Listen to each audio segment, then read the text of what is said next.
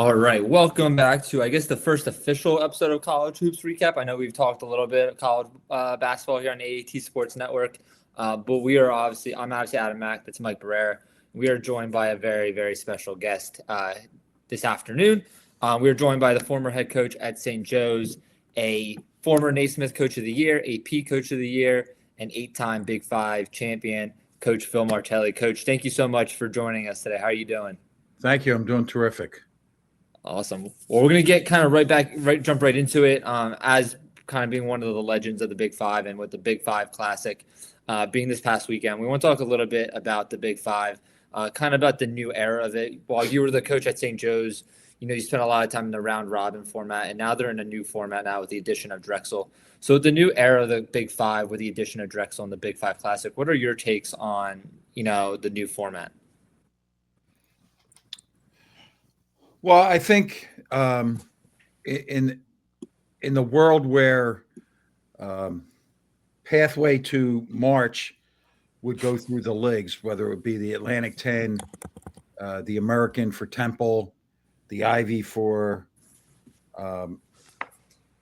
Penn, and then the Big East for Villanova. With that became paramount to play in March, and interest was waning. Mm-hmm. They needed some flexibility with their scheduling. I applauded the idea. I was away at the time. I applauded the idea of trying something that, again, incorporated Drexel and said there were 6 schools really in the Big Five. I thought all of that was a positive. And, you watch the games with interest, watch the scores without really knowing what the atmosphere is like. Mm-hmm. And I would say, over being home these last 2 years after retiring from Michigan, we're all going to have to do better. I'm saying the Philadelphia basketball fans going to have to do better. The schools are going to have to do better in terms of promoting and treasuring this unbelievable tradition. We can't come away from a classic 3 college basketball games in this city and say, well, throughout the day there were 10,000 people. Mm-hmm. We all know they inflate attendance numbers. But if you look back, Villanova goes to LaSalle and the building's not full. Yep.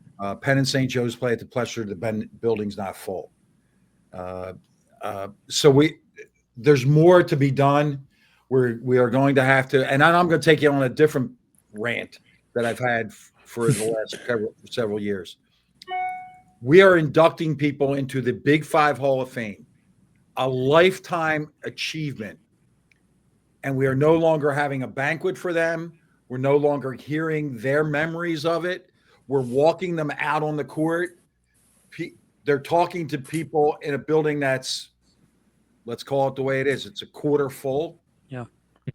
And 3/4 of that quarter full, they're talking to their backs. They're being introduced to their backs because they're walking to a concession stand. Nope. Not good enough. Not good enough. So, but that I'm saying everybody, our presidents of our 6 schools have to get involved. Our boards, our athletic directors, and then the coaches. This is not just another game. When you play a Philadelphia school, it can never be considered just another game on the schedule. Do you think a part of that, Coach, is the move to the Xfinity Mobile Arena or the Wells Fargo Center compared to it being at the Palestra? Or do you think maybe even the NIL and the transfer portal era has maybe shifted that sentimental approach? Yes. Mm-hmm. Like if you go, I was fortunate enough to go do 3 Villanova games on ESPN Plus. Mm-hmm. And yes, there's a new coach, but there's a whole new roster. So those kids from the dorm are going to walk over, or those longtime fans are going to come to a game. Yes, they're supporting the Villanova on the front, but there has to be a connection with the players. So the NIL, everybody believes that all these kids are making all kinds of money, and they're right. I mean, like we could call it NIL, but you and I both know that this is just pay for play. Mhm. That's what the era that we're in. I think kids, and it's their right to transfer. But in Philadelphia, if a young man transfers from Penn to Villanova, it makes you wonder. And I'm not knocking the kid. Maybe I'm knocking the rule, but the passionate commitment to your school and your teams doesn't exist in the student body. And I would say we've lost this generation of alums who will say, you know what, no matter what, I'm going to see LaSalle play Temple because that's my school. I don't think that exists. Great point by you. I don't think it exists where people say, those are my guys. In Philadelphia, everybody has a guy. Those are my guys. It's got to change. It got to change quickly, in my opinion. Sure, and I think one of the few coaches who sticks away from the portal or avoids the portal is Shaka Smart from the Big East, obviously an opponent of Villanova every year. And it's few and far between now that we see teams like that where they really want to have that core last for 3 to 4 years. Well, But yeah, I get that, and I appreciate it. And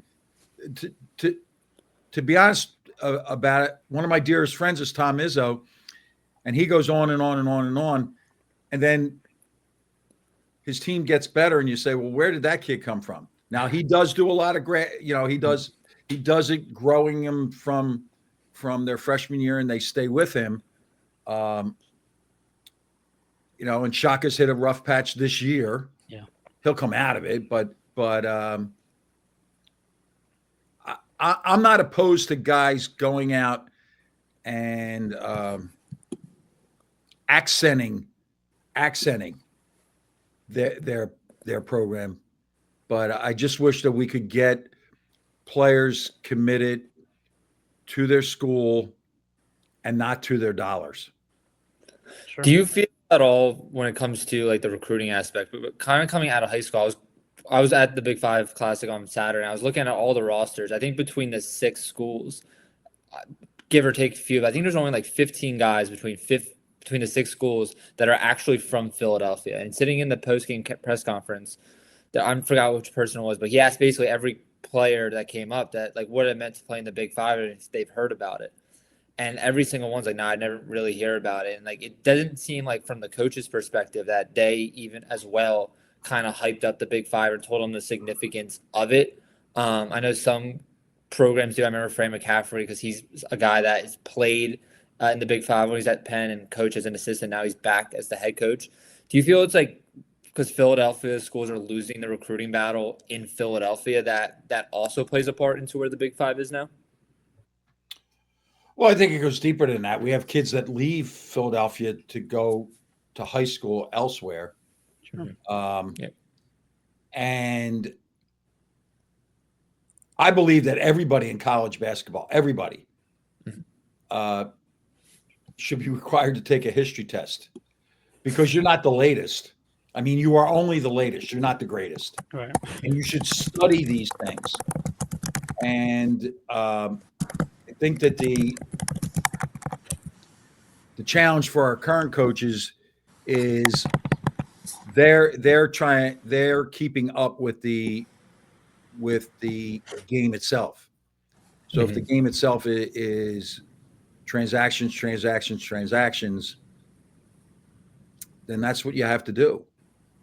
But for all of the deep down Philadelphia basketball zealots, so to speak, this has always been transformational. And I don't care if you play at Widener or Cheney or Temple or at St. Joe's. I think that there needs to be an awakening, so to speak, or a reawakening that this is so very, very special. And I get it. And for a player to sit in a press conference and say, I didn't know, it goes back to my original idea. It's a game on the schedule right now. Mm-hmm. It's a game or a series of games on your schedule.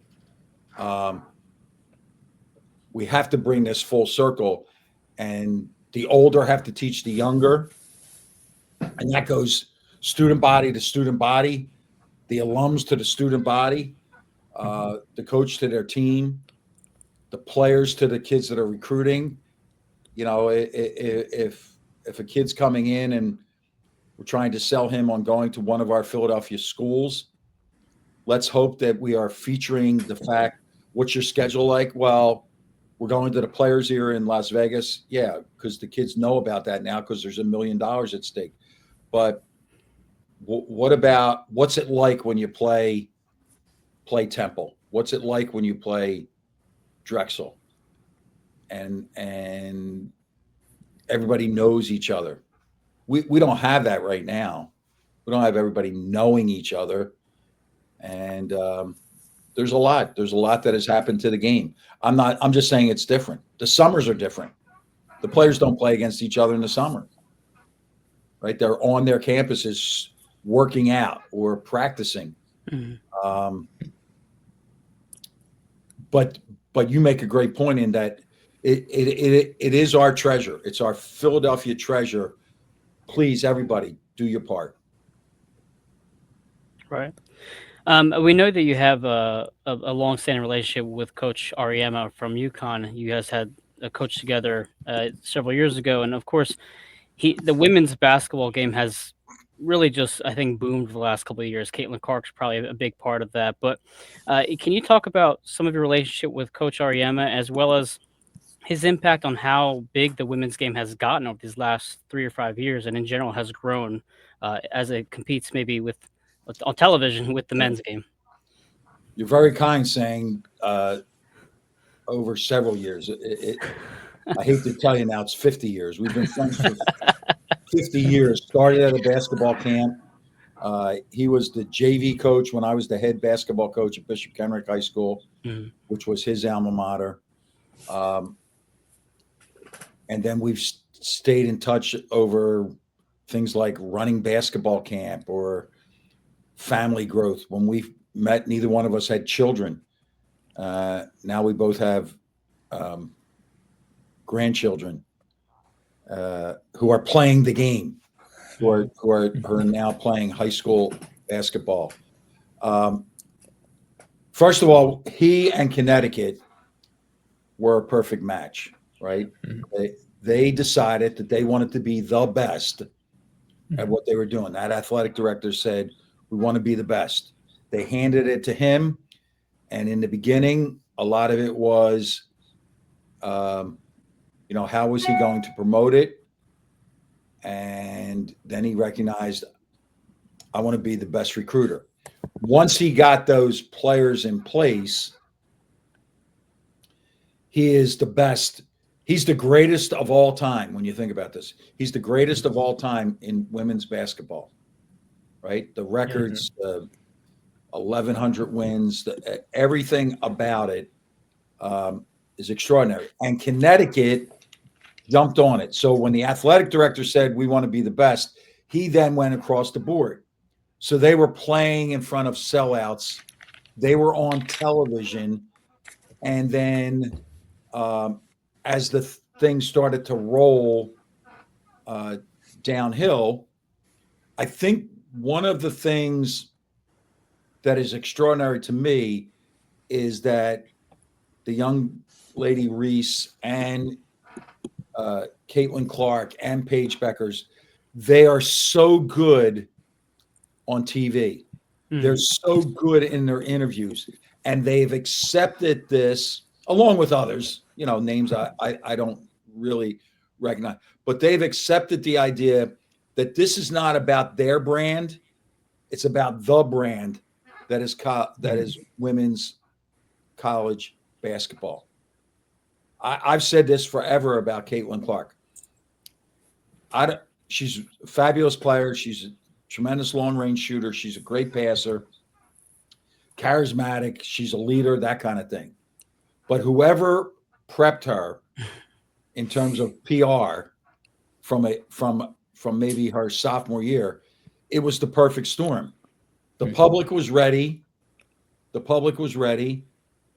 And she carried herself like an ambassador, Right. and the lead ambassador. And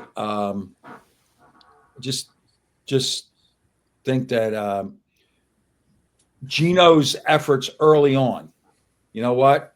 We're going to put these girls on a stage. We're going to schedule a certain way. The scheduling in the top 10 in women's, now men's is catching up to it, but they were ahead. They all played each other the last several years in an effort to seize total control of the tournament. The Power Five are playing only Power Five teams, if you notice, or they're playing teams that are below 300 in the RPI. But Geno's scheduling, his promotion to draw crowds, his accessibility. You know, he took anything on that would put his games on TV, whether it be national ESPN or Sports Network in New York. And yet the beauty in my relationship with Geno is, and I texted him yesterday, in fact, on his way to USC, hey, I need to connect on something that's happening in the Norristown area. Mm-hmm. And he will always be a Philadelphian, and he's gotten bigger than life. And the thing people sometimes, and he's mellowed as he's gotten older, but one of the things when he would be a smart ass, to be honest with you, that was all tongue in cheek. That was just the way it would be in a corner bar in Norristown tonight. Guys would argue about their high school career. Well, Geno can do that and would still do that. He'd live in Norristown and he'd coach in Connecticut if there was teleporting or whatever that is. What did it like? Obviously, with your career, you both started off back in the 70s and 80s at Bishop Kenrick together. What did he mean for you? Like, you were at St. Joe's and he was at UConn. Like, even though it was the men's game, the women's game, what was that like watching his success and taking UConn and not?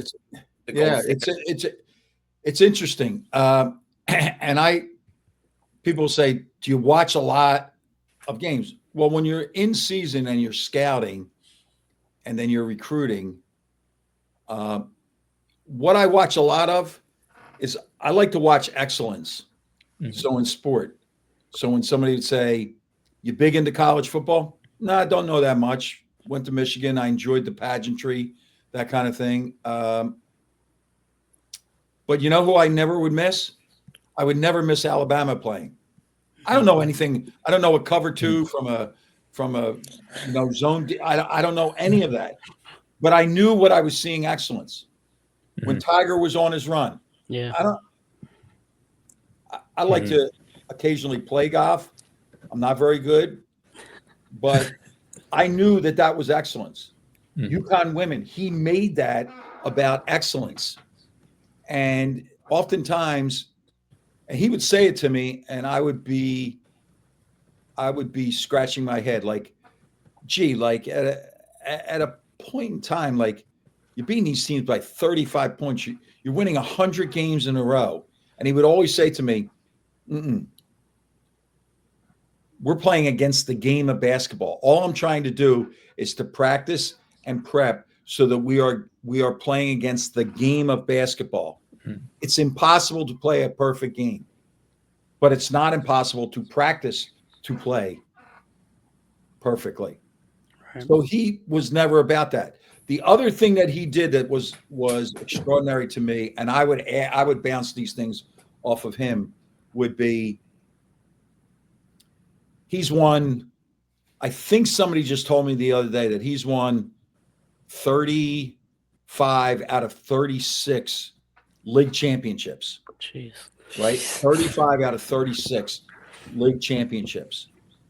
He celebrates each one of those as if it was the only one that they've ever One.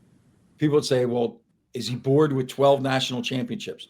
No, he treats those national championships and those entries into the Final Four because somebody on his team or somebody in his program, maybe it's their first time and maybe it's going to be their only time. So he celebrates them. I learned a lot about that from him. You know what? Celebrate these small victories because it's not about you. It's about the others. Yeah, and you mentioned Paige a little bit earlier, and that was a perfect example when she finally got that title. She had been dealing with injuries, so I can imagine for her how important that was. So it's great that he's able to cherish it individually with each player each season. Yes. Yep. You touched briefly on Michigan, and and you also talked about blowing people out. Lately, Michigan this year have been on a roll. They just took care of Villanova pretty handily. Have you been able to watch Michigan at all, or and any thoughts? No, on I haven't. I have Michigan? not. I have not seen them. Mhm. I have not seen them. Two of the players, Will Cheddar and Namari Burnett, were there my last year, so I stay in touch with them. I'm ecstatic for their pursuit of excellence, and just like I'm like you guys as a fan, when I look at these scores, and I marvel at no one does that to Villanova. I don't care who the coach is at Villanova. No one does what they did to Gonzaga. No one has that. This is all historical. Historical, not historical. Historical. And the only thing I wonder is, I'm sure that Dusty May and his staff keep saying to themselves, it's December. Yeah. We have to go through January, February, and March. So you're still looking at, 90 days left of the college basketball season. Mm-hmm. How do you stack a better day on top of what's pretty close to perfection so far? Sure, and in a very difficult conference too. No doubt. No doubt. Kind of staying a little bit on the Michigan, when you left St. Joe's in 2019, and then you had the opportunity to go to Michigan. This is like you were a Philadelphia guy. You've coached in Philadelphia. What was that experience like to go outside of Philadelphia and coach at a program like Michigan under a first-time head coach and honestly a Michigan basketball legend? I remember watching the ESPN documentary. Like, I actually met Juwan Howard his first year. He was at Michigan recruiting someone when I was in Huntington, West Virginia. And I'm like, I didn't just meet the head coach of Michigan. I met like a basketball legend. So yes, that's a great point. A couple things. It was lonely going there, not because of the people. I'm glad I did it. I'm glad I saw big as opposed to small. Mm-hmm. But I would have only gone somewhere with the blessing of my family, because my wife stayed in the Philadelphia area. I have 4 grandchildren that were in this area. My sons were already coaching, so that was a little bit. That separation was kind of already in place. I wanted to go somewhere where there was a new coach, because I thought if I went to an established coach, what could I add? At least with a first-year college coach, as you said with Juwan, I could add a little bit. I could just call on my own experiences. What I miss most about Philadelphia was those times when people would reach out and say, hey, so-and-so's sick, or this event's happening. You could be of help there. And to know that you were there and it wasn't possible to always be there. Some family funerals and things like that. So I'm not crying about it. I'm delighted that I did it. I'm delighted that I got the experience, and I walked away with additional relationships. And to me, like when someone says, how do you measure your career? Is it in wins? Is it in championships? Is it in NCAA tournaments? I say, no, it's in memories and relationships. Memories, good and bad memories, but also those relationships, and particularly relationships where you can have and you can make a difference.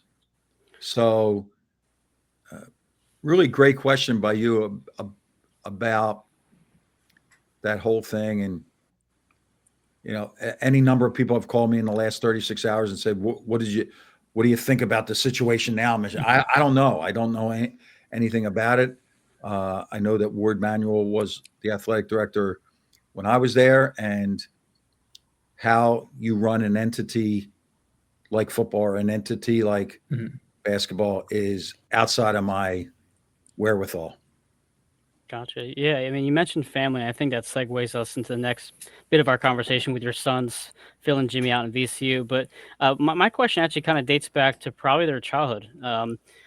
My father was a professional athlete, and I can tell you a half dozen times when I was with him, people would say, "Hey, when is he going to get involved in the sport? When is he going to do it?" And there was that pressure of that father-son dynamic there. What was it like for you having two sons and with your notoriety in the Philadelphia area, trying to balance their exposure to the sport as well as just allowing them to also make their own path too? Well, I think both of them were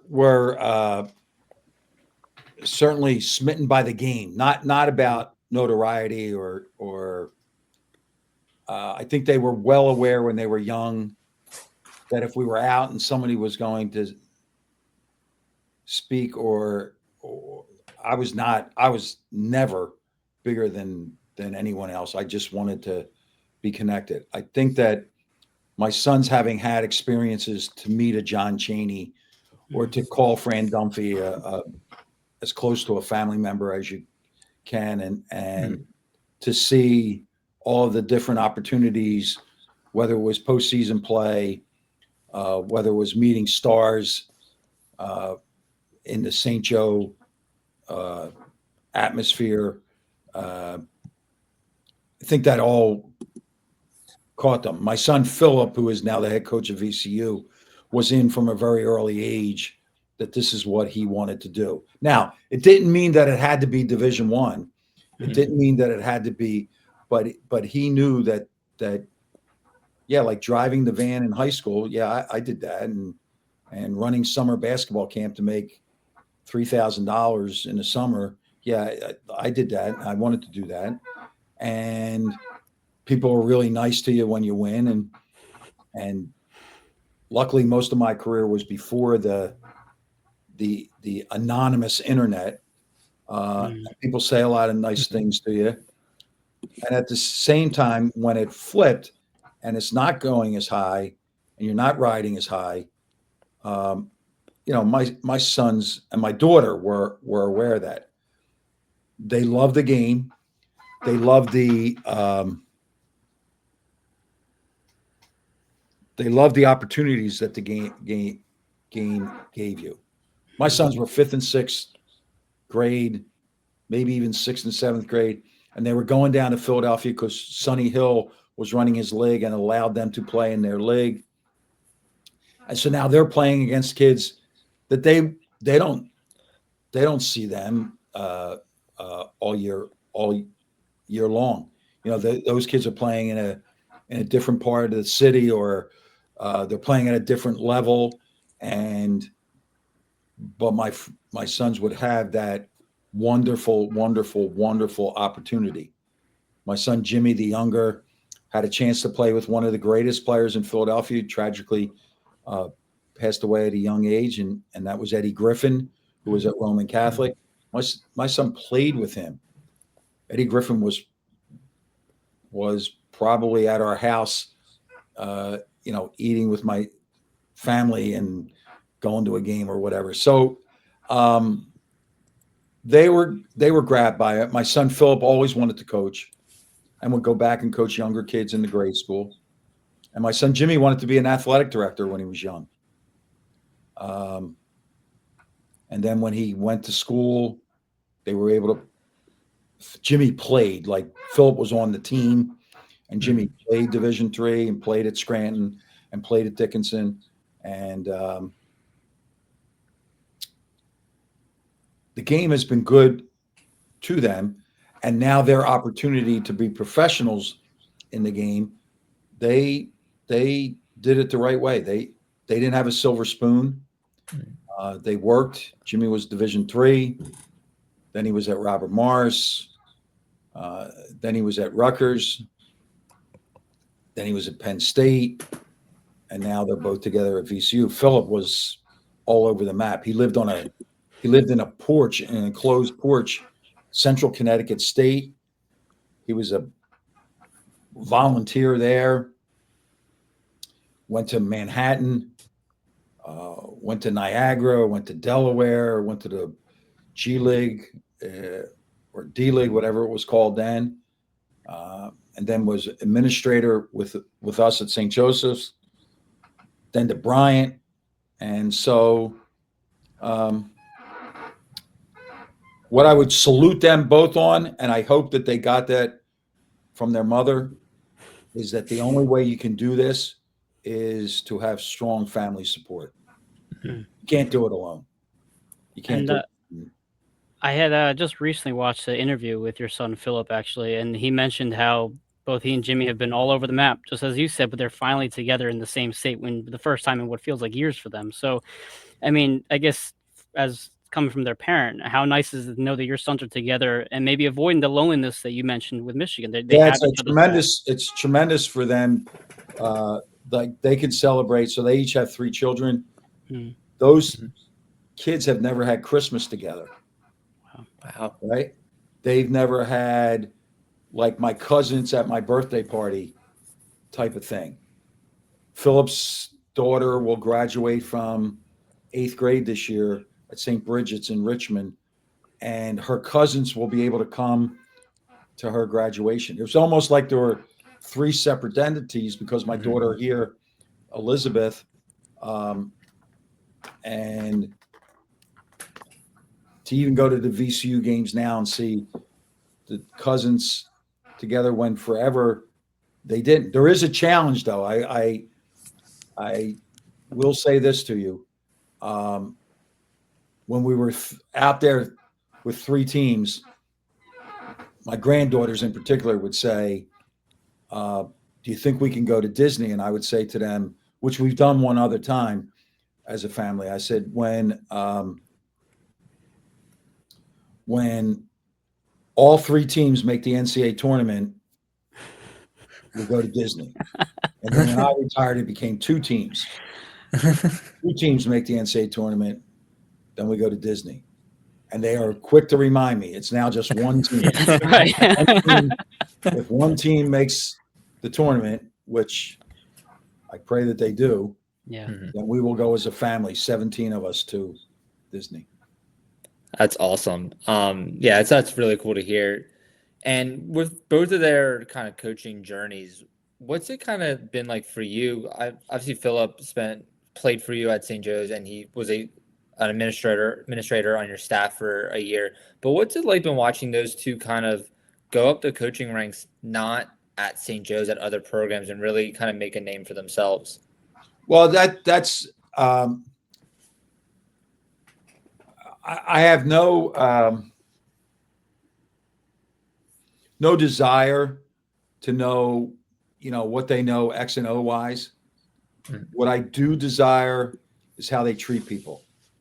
And so when I'm around them or when I talk to others, I'm always interested in, what do the student managers think? What does the academic advisor think? And if they can learn one thing from me, it would be the go-to person for all of them. My son Philip got his job at Bryant. They had chaos going on. But you know who spoke up for him? The people from the cafeteria, the people from the admissions office, and the people from academic support. Right? And that meant that lessons learned. And now with Jimmy, he had a tough stretch, got caught in stuff at Rutgers that wasn't really who he was, but it was part of what was going on. And when you go to his brother's press conference, and all the people, as much as they want to meet the new coach, they want to reconnect with Jimmy because of how he made them feel with a phone call on a birthday or a T-shirt for their grandson, whatever it would be. That's what I appreciate the most. And I know that they've worked, and I know that today, at this moment in time, they're still working to get better as people and to get better as coaches. That's what I enjoy watching, their growth, not their stature, not their job title. The fact that they make this about people and they make it about growth. It's funny you say the word people, because in that interview I saw with your son, he said the same thing. People is what my dad kind of emphasized. So I guess that message definitely hit home there. But kind of segue into what you're doing now post coaching. We know you've entered the broadcasting atmosphere. If I remember correctly, your first game was against Fordham and Seton Hall. Yes, John that's exactly Fanta. right. I remember watching that game. It was a hell of a game, first of all. But I remember hearing you think, wow, Phil Martelli is a broadcaster now, and you definitely gave a great perspective in that game. But what has that experience been like for you, being on the sideline still, but obviously having a very different approach to it? The first thing I'm going to say is I have no idea how the business of it works. I don't know if you sit here and wait, and actually I am waiting on one of the networks to hopefully give me some opportunities in January. But I don't know the business of it and filing your own expense report. It is it's daunting for me because I'm a very poor technology guy. But here's what I liked. I loved going to practices. I loved watching how coaches deliver their messages. I love prepping. I prep as if I was scouting that team for my team to play against them, but you do it with two teams. The player's story, I like the unusual story that, with this in mind, somebody in his family might see him play only this couple of times on TV. I have to do it justice. Not a cheerleader, but I do want, as you guys are watching, I want you to say, hadn't thought about that. And it could be as simple a thing as a loose ball. So everybody says, well, in a loose ball, you should dive on every loose ball. Well, that's not true. If the ball is above your knees, you should catch it and then advance. If it's below your knees, then you should get on the floor. And I love the idea that maybe there's a young kid out there and he could get a little nugget and become a little bit better player. Love the practices, love the shoot arounds, love the conversation with coaches. And the game itself, to me, is just 2 hours of having conversation with the play-by-play person. I have to get better at it, and that's what I'm looking to do. And in fact, this next stretch of time, I will be dabbling in the Big East. I have a Georgetown Xavier, and then St. John's Georgetown. And as I said, I'm waiting word to have other games. But the prep is really, it's almost game-like for me. Right. I'm getting ready for a game. And I just want to do honor to the players in particular during those games. That's awesome. I was talking to a buddy of mine who does like a little broadcast at like the Division III level, and he said like there's so much preparation in it. And as a coach, like a former coach now turned broadcaster, do you ever just feel the urge like to, when you're on the mic during a game, to just go all into coach mode and start to draw up plays, or want to get back on? That's a great question, and it's the same as the VCU games. When I'm at the VCU games, unless you're at practice every day, right? I get fans can have these opinions, but unless you're there every day, I think we have to be really careful of being critical of the coach, of a player. Like something's going on with their rotations because of something they've seen in practice. If you're not there every day, to me, it's not a value. In terms of coaching the teams, I think it's more important to prep people for what may come.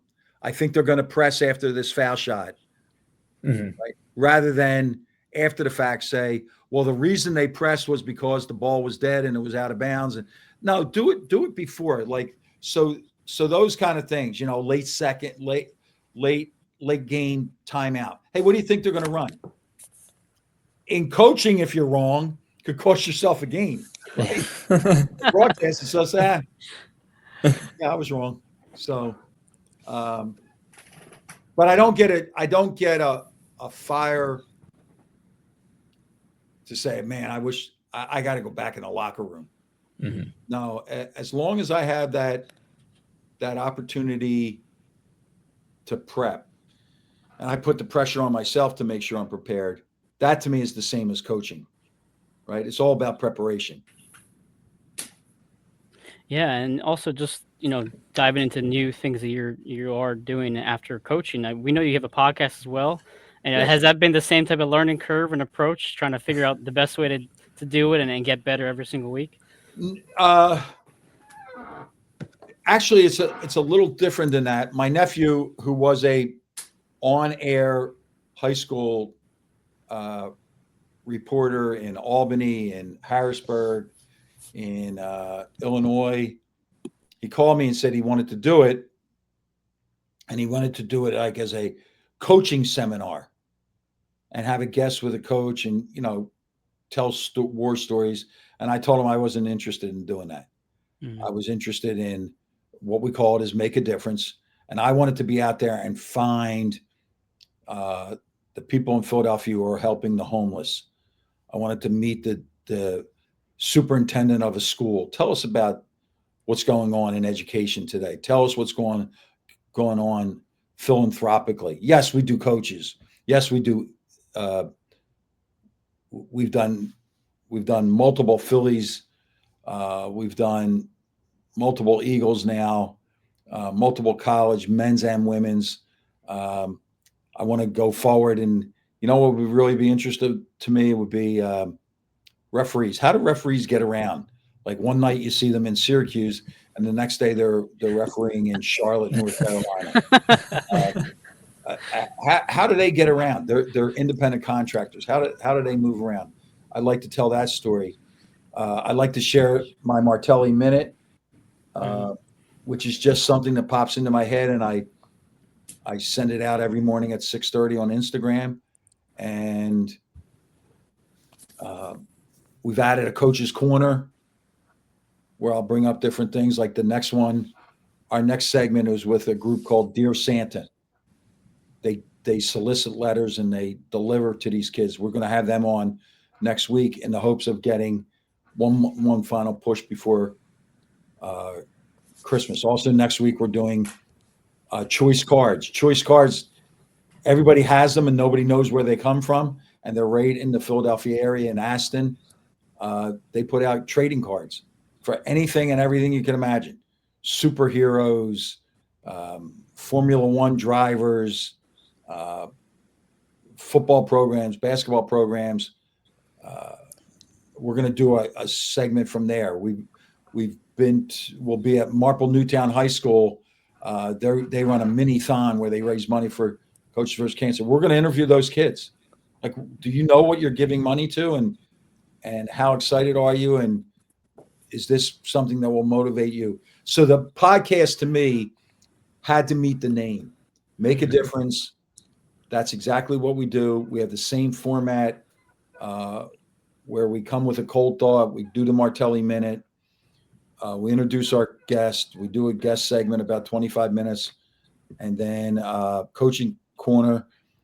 And then I think people scratch their head and say, okay, so you retired? And I said, yes. Well, where are you going? And I list like 7.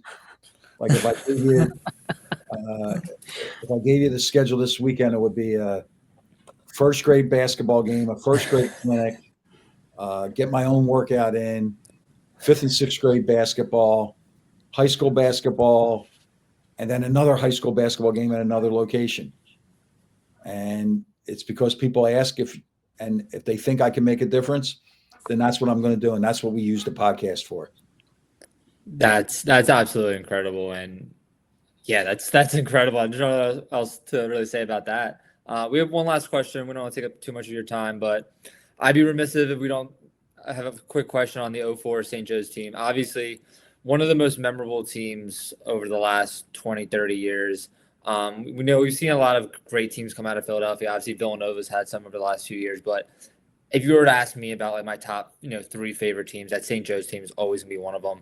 So just kind of real quick, at what point throughout that season did you really kind of look to yourself, sit back and go, this team can win the national championship? Not, I know people that doubted St. Joe's. Like I remember I saw an interview this morning, like people were like, St. Joe's shouldn't be a 1 seed. We should be a 1 seed. So was there a moment where you said, this team can win the national championship? A couple of things happened. When Jameer Nelson took his name out of the draft and told us he was coming back, it dawned on me that everything here fits together. So health is going to be important. Strength and conditioning improvement. Scouting is going to have to improve. Individual practice, player development is going to have to improve. And then we started to play, and I never saw it as an end game. I never said, well, in March we can be this. It was always, I stayed true to my mantra, which was daily improvement. And we kept getting better and better and better. And then the attention started to build. And it was the game really at Xavier. They ended up in the Elite Eight that year also. We played out there.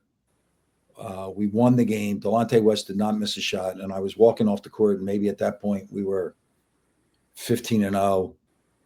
And I said to Don DeGioia, I said, Don, there's a chance, who's the athletic director at St. Joe's, we're walking off the court. I said, Don, there's a chance we're not going to lose a game. Wow. So as it built, I always thought this could be an all-time team. And I still believe that. I do believe that the national championship teams at Villanova, but we're on par with those teams. Temple had a number 1 team, that kind of thing. The retrospectively, and it sounds crazy because you're 30-2, but retrospectively, if I had driven that team harder and kept adding to our kind of offensive playbook, then could that have taken us over the top? Retrospectively, the Achilles heel in the 2 losses was the same thing. The other team was stronger and bigger than us. We were more skillful, but they were bigger and stronger. And both the Xavier loss in the Atlantic 10 tournament and the Oklahoma State loss in the NCAA tournament was due to the fact that they bullied us. I could have done more to make it more about a skill game. They made it a physical game, and that wasn't our bailiwick. Yeah, that's awesome. And I still for the rest of my life will always say like that 04 team, man, it was just so much fun to watch, and it's definitely one of the best teams I've ever seen here in Philadelphia, even with all the other teams over the years. But Coach, thank you so much for just everything. Thank you for including me. Yeah, it was an absolute honor to have you on and talk to you, hear about your experiences. And obviously, we're really excited to continue to watch with your broadcast career and your podcast. And thank you. Obviously, we're big VCU fans now. So, but thank you again. That's what we want. We want to take all these grandkids to Disney. Of course. Let's get that taken care of. Fellas, I appreciate you. I wish you and your families and all of your listeners a very, very merry and blessed Christmas. Thank you, Coach. Thank you so much, Coach. that. Thanks for including me. Absolutely. Thank you, guys. All right.